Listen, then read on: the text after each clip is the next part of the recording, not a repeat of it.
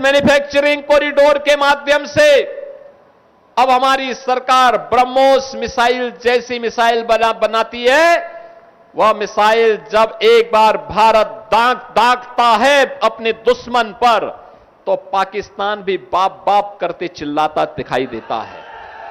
बहनों और भाइयों, आज बुंदेलखंड के पास अपना बुंदेलखंड एक्सप्रेस है।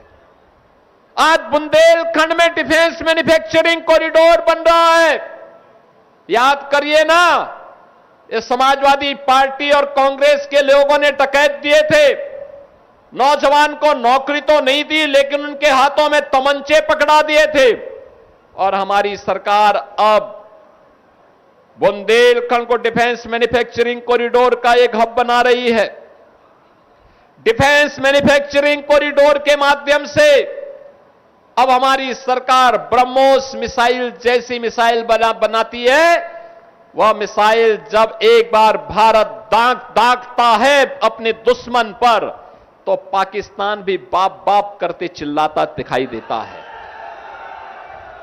ये भारत का शौर्य है, भारत का पराक्रम है, भारत के बहादुर जवानों के लिए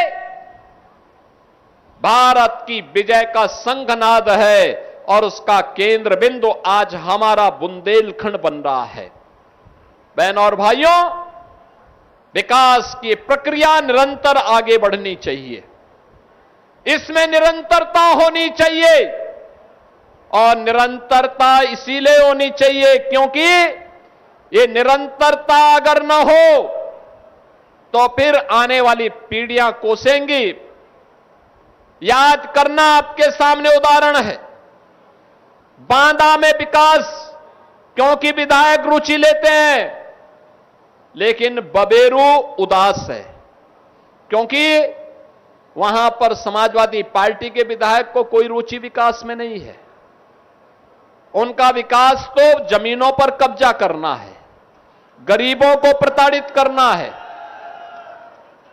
गरीबों के हक पे डकैती डालना है, यही उनका विकास है। बहनों और भाइयों, इस प्रकार की उदंडता और इस प्रकार के गरीबों के हकों पर पड़ने वाली डकैती को हर हाल में रोकना पड़ेगा। ये लोग, आप सोचो, समाजवादी पार्टी के समय में या कांग्रेस के समय में क्यों नहीं वीरांगना अवंतीबाई लोधी की प्रतिमा स्थापित हो पाई? क्यों नहीं महाराणा प्रताप की मूर्ति स्थापित हो पाई? क्यों नहीं इन तीर्थों का पुनरुद्धार हो पाया? क्यों नहीं मंदिरों के सुंदरीकरण का कार्य हो पाया? क्यों नहीं बुंदेलखंड की कनेक्टिविटी के ये बेहतरीन कार्य संपन्न हो पाए? क्योंकि उनकी रुचि नहीं थी।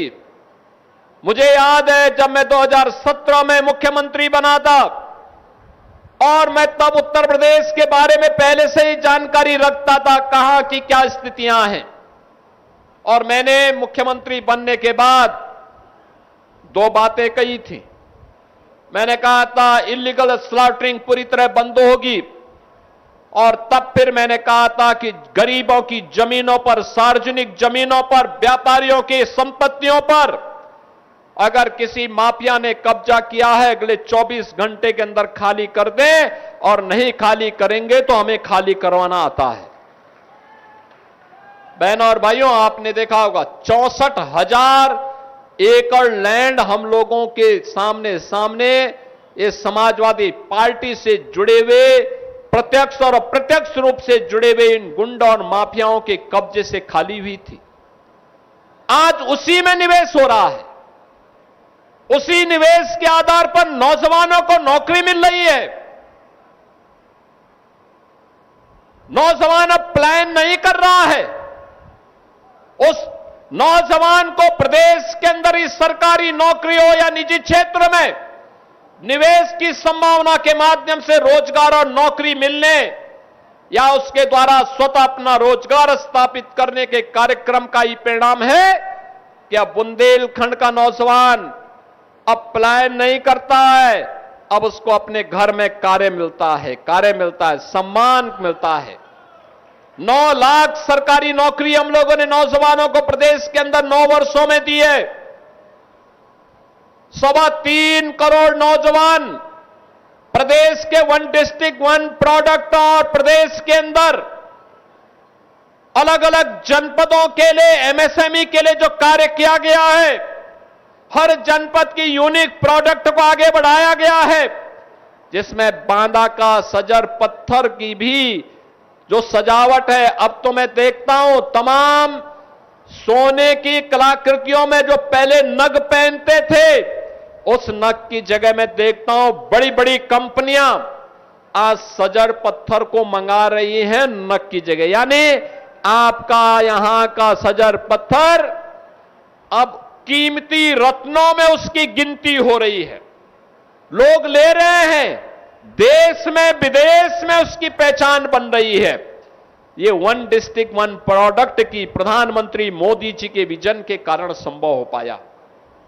बहनों और भाइयों, प्रदेश के एमएसएमई को सम्मान मिला, प्रदेश में सुरक्षा का बेहतरीन वातावरण बना, प्रदेश में बेहतरीन निवेश भी आया, इसमें भी रोजगार मिला है।